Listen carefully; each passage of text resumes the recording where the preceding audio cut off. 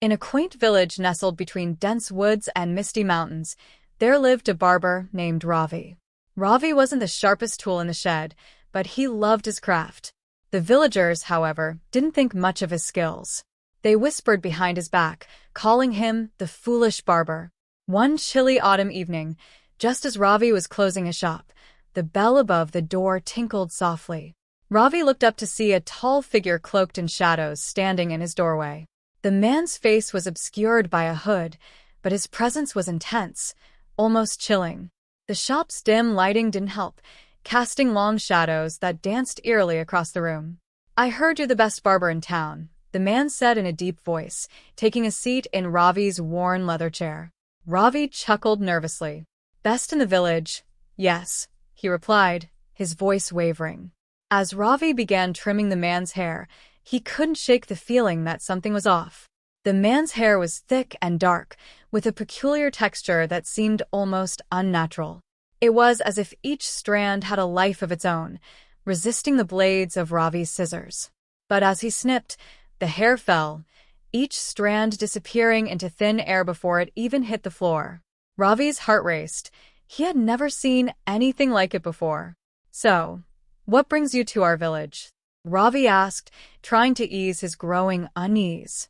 "I'm searching for something, or rather someone," the man replied, his voice sending a chill down Ravi's spine. "But the one I seek is hidden well. People say you know everyone in this village, don't you?" Ravi gulped, nodding slowly. Yes, I know everyone here. Small village, you see?" The man smiled, though his eyes remained cold. "Good. Then perhaps you can help me find who I'm looking for." Ravi didn't know what to say. He felt trapped, cornered by the stranger's piercing gaze. The silence stretched, thick and heavy, until the man finally stood up.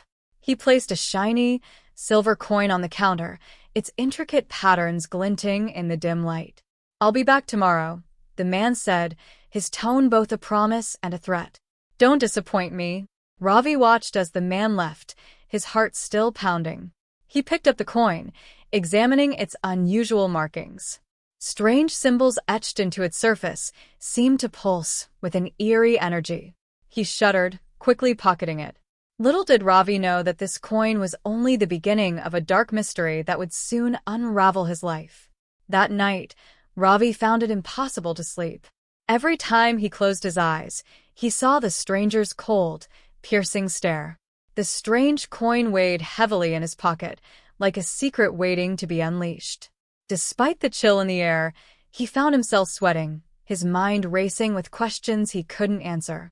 As dawn broke, Ravi decided he couldn't keep this to himself. He rushed to his friend Manu's house, a tall, lanky man with a knack for tales and a love for mysteries. If anyone could help him make sense of this bizarre encounter, it was Manu. Manu's eyes widened as he examined the coin. "This isn't just any coin, Ravi," he whispered, tracing his fingers over the strange symbols. "These markings, they look ancient. I've only ever seen symbols like these in the old stories my grandfather used to tell." "What do you mean?" Ravi asked, a tremor in his voice. "My grandfather used to say that these symbols belong to a secret society, an ancient order that existed centuries ago. They were said to be hunters. Hunters of dark things," Manu said, his voice dropping to a low murmur. "People who dealt in shadows, curses, and magic." Ravi's heart skipped a beat. He had always believed that such stories were just that, stories. But the coin in his hand felt very real, its cold surface sending shivers through him. "Ravi, I think you should stay away from this man," Manu advised, his face growing serious. "No good can come from dealing with people like him. They bring nothing but trouble." But Ravi knew he didn't have a choice. The stranger had made it clear he would return, and there was no escaping him.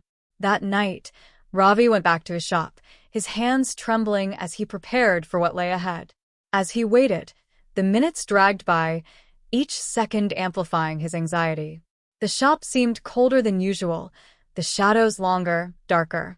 Just as he was about to close up, the bell above the door tinkled once more, and in walked the stranger, his face still shrouded in darkness.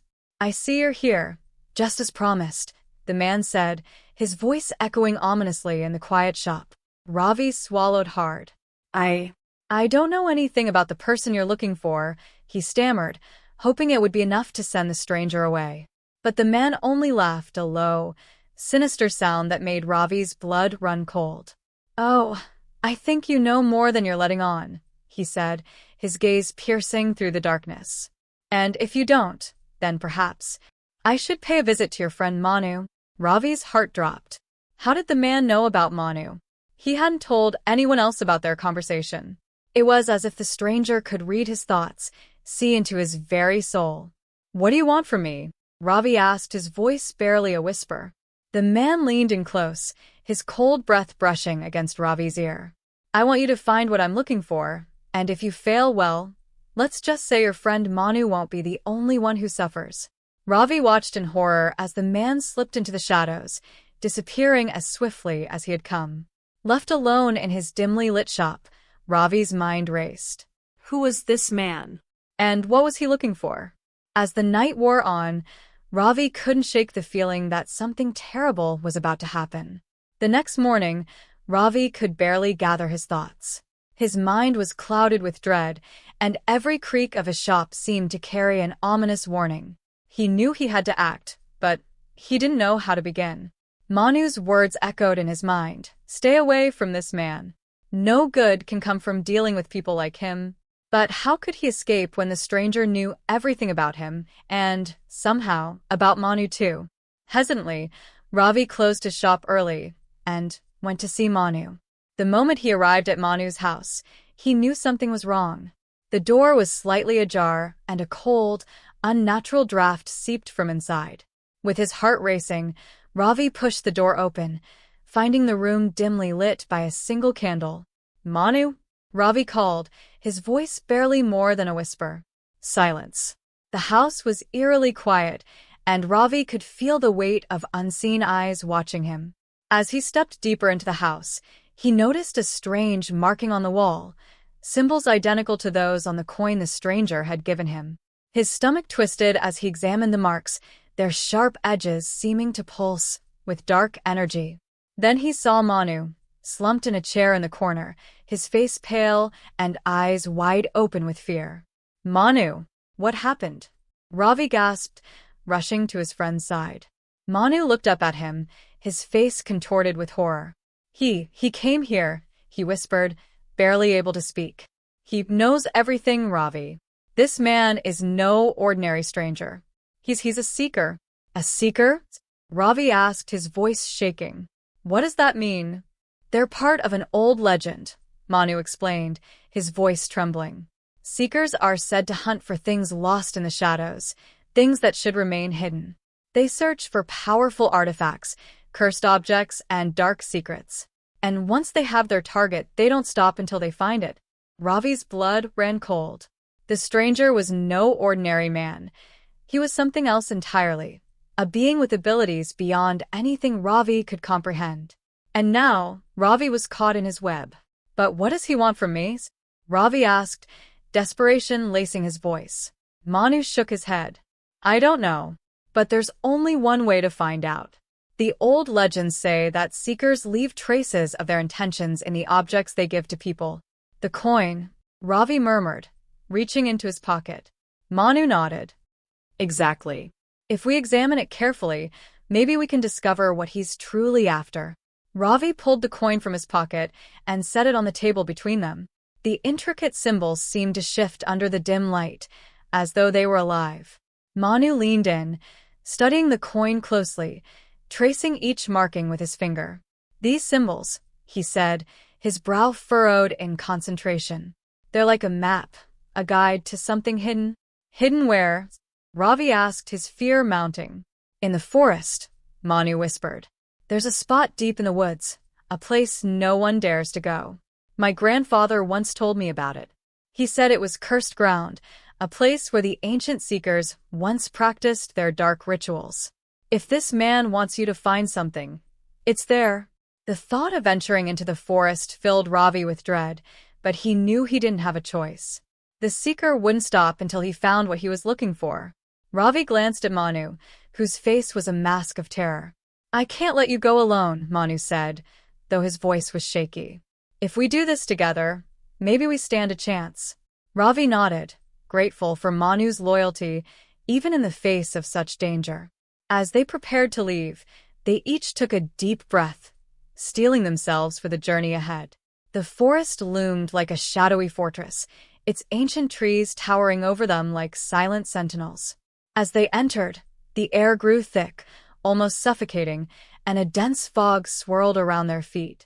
Every step felt heavier, each sound amplified by the silence that enveloped them. The only light came from their lantern, casting long, flickering shadows that seemed to twist and move of their own accord. "Are you sure this is the right way?"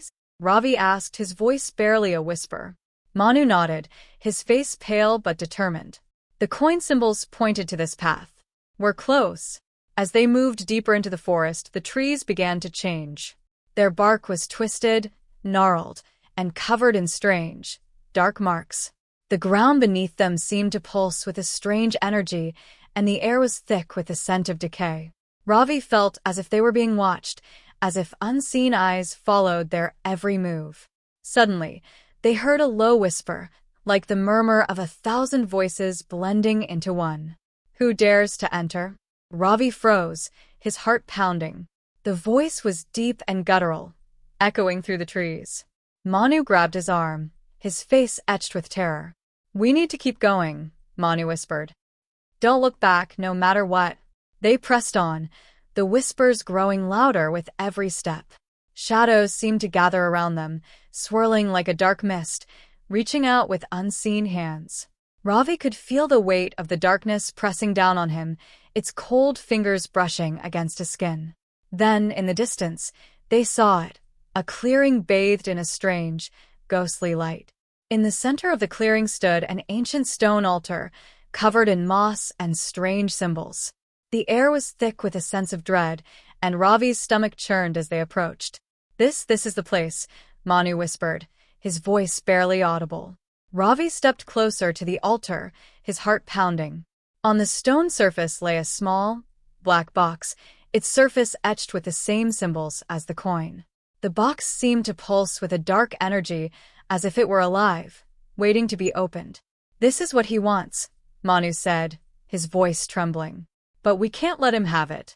Whatever's inside, it's evil."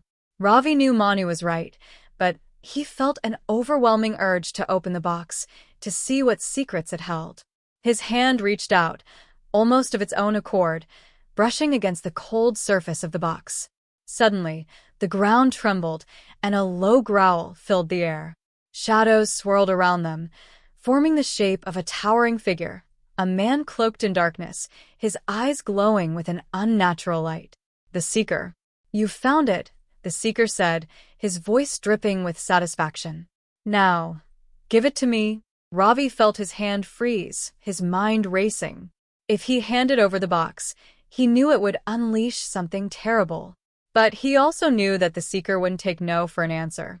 "Run, Ravi," Manu shouted, grabbing his arm and pulling him away from the altar.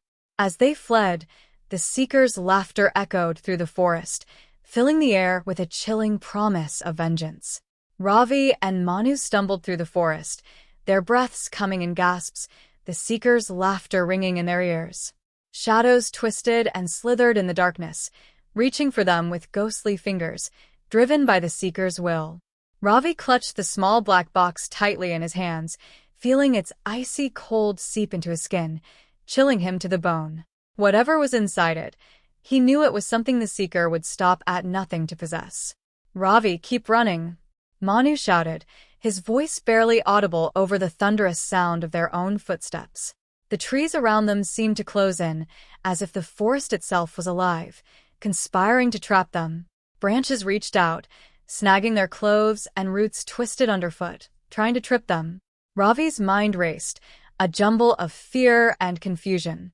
What was in the box that the Seeker wanted so desperately? And why had he, of all people, been chosen to find it? Suddenly, Ravi felt a sharp pain in his ankle as he tripped over an exposed root, stumbling forward and landing hard on the forest floor. The box flew from his grasp, skidding across the ground.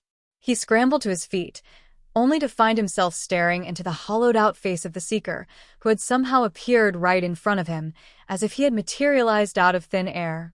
"You cannot escape, Ravi," the Seeker said, his voice a low, guttural growl. His eyes gleamed with a malevolent light as he reached out toward the box, his long, pale fingers almost skeletal.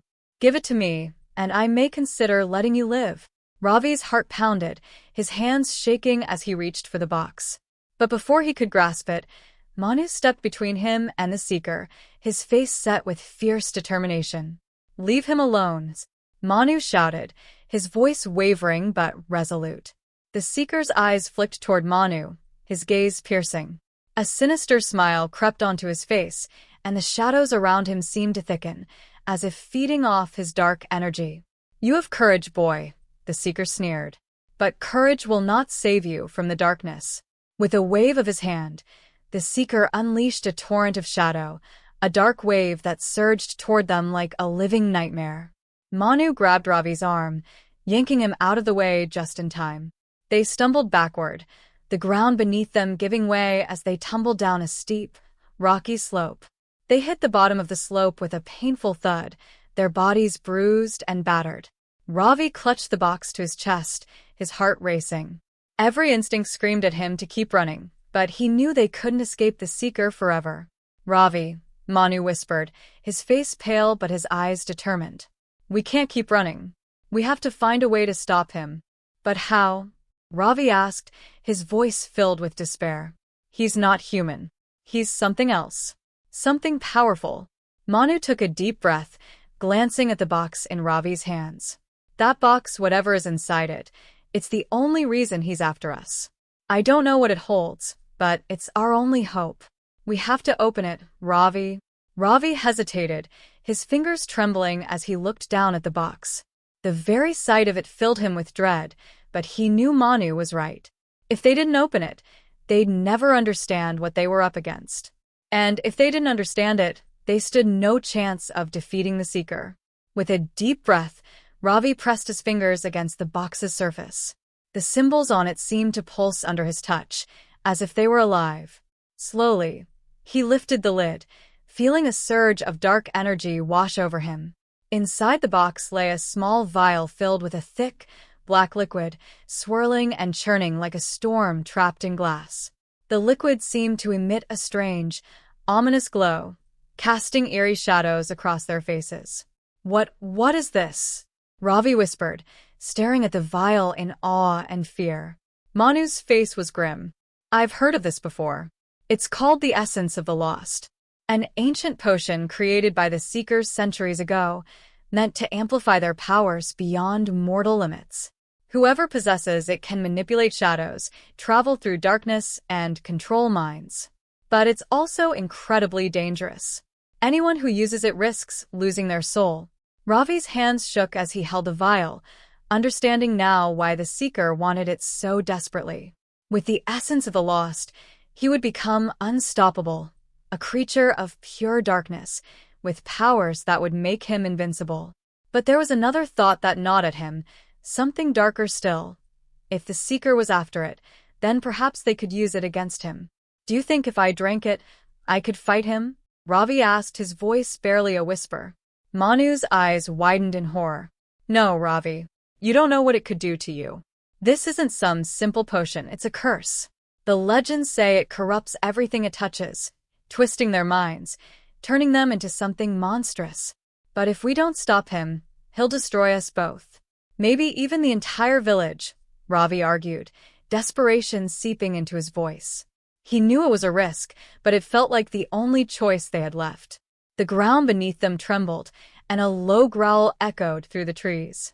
The shadows around them twisted and writhed, forming the dark, towering figure of the Seeker, who now loomed over them, his eyes gleaming with malicious intent. "Give me the vial," the Seeker demanded, his voice like thunder. "Or suffer the consequences." Ravi took a deep breath, his grip tightening around the vial. He looked at Manu, who gave him a solemn nod. This was it, their last chance. Ravi raised the vial to his lips, feeling the darkness within it pulse with power, tempting him, urging him forward. "No," the Seeker shouted, reaching out toward Ravi, his face contorted with rage. Without another thought, Ravi tilted the vial and drank. The liquid burned as it slid down his throat, filling him with a cold, searing energy that coursed through his veins like fire. The shadows around him shifted, bending to his will, and he could feel a surge of power unlike anything he had ever known. The Seeker stepped back, his eyes widening in shock. For the first time, Ravi saw fear in his eyes. You fool, the Seeker spat, his voice laced with fury. You have no idea what you've done. Ravi clenched his fists, feeling the shadows writhe around him, responding to his every thought. He could sense the Seeker's power, his malice, but he could also feel the darkness within himself, growing stronger, darker. A voice whispered in his mind, urging him to unleash his fury, to destroy everything in his path. Ravi, don't let it consume you, Manu shouted, his voice breaking through the haze of power clouding Ravi's mind. Remember who you are. Ravi fought against the darkness, clinging to Manu's words, to the memories of his life, his village, his friends. He focused on the Seeker, channeling all his energy into one thought: defeat him. With a roar, Ravi unleashed a torrent of shadows, his newfound power clashing with the Seeker's, the forest around them trembling under the force of their battle. The Seeker screamed in agony as the shadows consumed him, tearing at his essence, unraveling him into nothingness. When the silence finally fell, Ravi collapsed, the vial slipping from his hand. The power ebbed from him, leaving him weak, drained, but alive. He looked up at Manu, whose face was filled with a mixture of relief and fear. Is it over? Ravi asked, his voice barely a whisper. Manu knelt beside him, nodding. Yes, Ravi. It's over, but at what cost? Ravi looked down at his hands, the memory of the darkness still lingering, a reminder of the price he had paid. As they walked back to the village, he knew that he would never be the same. He had defeated the Seeker, but part of the darkness remained within him, a shadow that would follow him forever. The days following the battle with the Seeker passed in a haze for Ravi. Though the village returned to its quiet routines, he felt the presence of the darkness lingering within him, as if it were woven into his very soul. He no longer needed the shadows to sense it.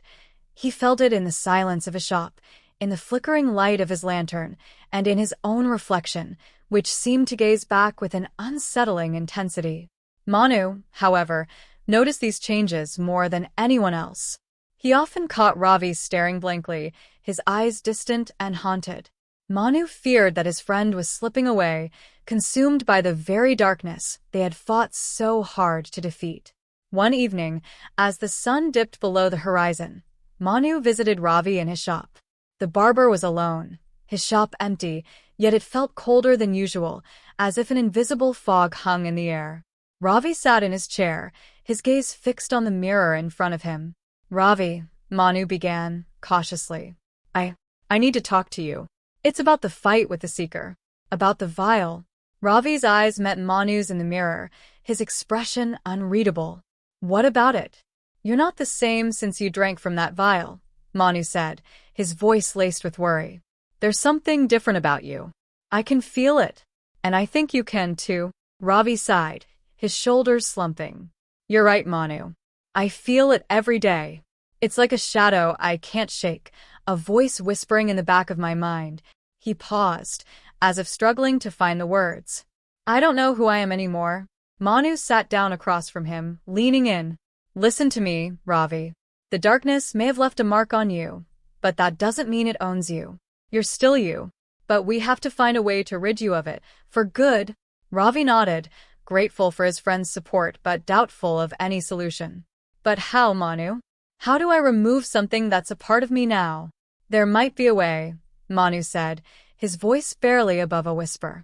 The legends my grandfather told me. He spoke of a ritual, a way to purify the soul, to banish darkness from within. Why didn't you mention this before? Ravi asked, hope flickering in his eyes for the first time in days. Because it's dangerous, Manu replied, his face grave. The ritual isn't meant for ordinary people. It requires the presence of both light and dark. If anything goes wrong, It could destroy you. Ravi took a deep breath, steeling himself. Manu nodded, his expression resolute. Then we'll need to return to the forest, to the same spot where we found the vial.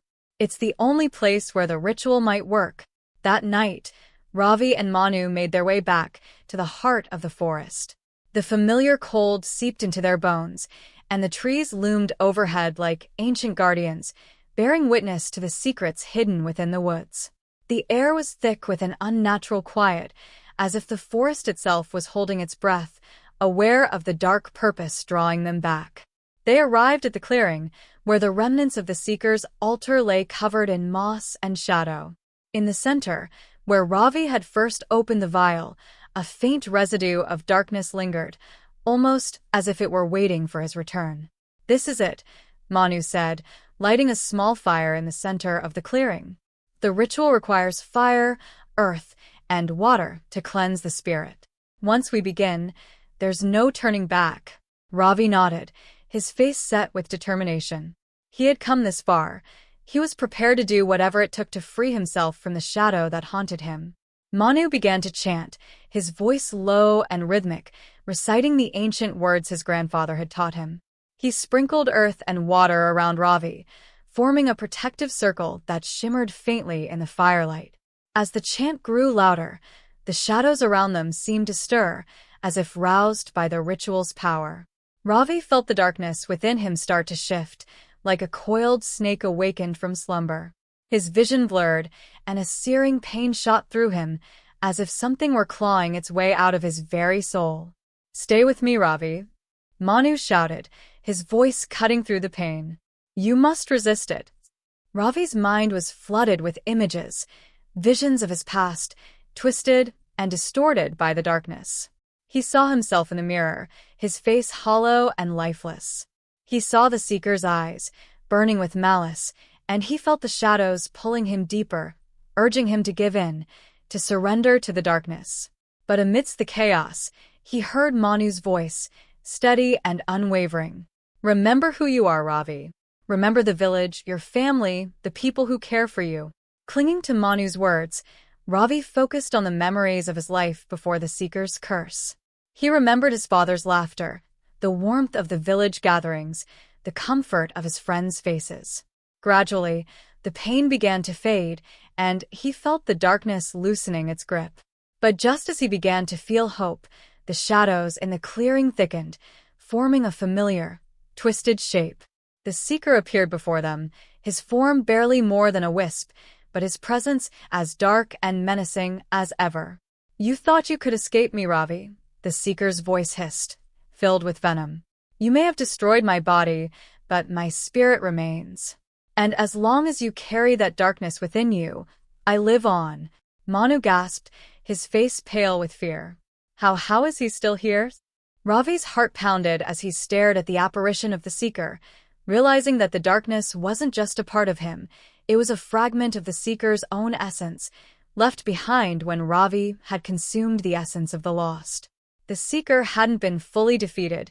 He had hidden within Ravi all along. "You cannot rid yourself of me, fool," the Seeker sneered, his form shifting like smoke. "I am bound to you now. As long as you live, so do I." Ravi's mind raced. There had to be a way to sever this bond, to cast the Seeker out of his soul once and for all. He looked at Manu, who was frantically flipping through his grandfather's notes. "Manu, there has to be something we can do," Ravi shouted, his voice filled with desperation. Manu's hands trembled as he scanned the pages. There is one last step in the ritual, but it's dangerous. You have to confront the darkness directly, to face it in a final battle within your own mind. If you succeed, the Seeker will be banished forever. But if you fail, "I'll do it," Ravi said, his voice steady. "I have to." Manu nodded, his face etched with fear but full of faith in his friend. "Close your eyes, Ravi, and focus on the darkness within you. Invite it in.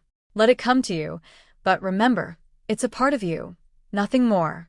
It has no power over you unless you give it power." Ravi took a deep breath, closing his eyes. He felt the darkness surge, wrapping around him like a shroud. In his mind, He stood alone in an endless void, facing the Seeker, who now towered over him, his eyes blazing with fury. "You think you can defeat me, Ravi?" the Seeker snarled. "You are nothing but a foolish barber. You don't have the strength to cast me out." Ravi clenched his fists, summoning every ounce of courage he had left. "I may be a simple barber, but I know who I am. You're nothing but a shadow, a parasite. You have no place in my life."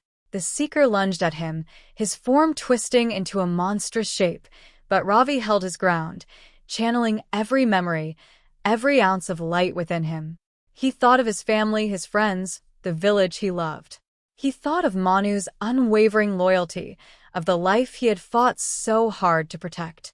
With a final, defiant roar, Ravi unleashed a surge of light, the warmth of his own soul pushing back the darkness. The Seeker screamed, his form disintegrating into wisps of smoke, fading into nothingness. When Ravi opened his eyes, he was back in the clearing, his body trembling, his heart racing. The darkness within him was gone, and the Seeker's presence had vanished. Manu rushed forward, pulling him into a tight embrace. "You did it, Ravi. You're free." Ravi felt a weight lift from his chest, the burden of the darkness finally lifted. For the first time in weeks, he felt whole again, his spirit untainted by shadows. Together, they left the clearing, the weight of their ordeal behind them, ready to begin a new chapter, knowing they had triumphed over the darkness, together. For oh,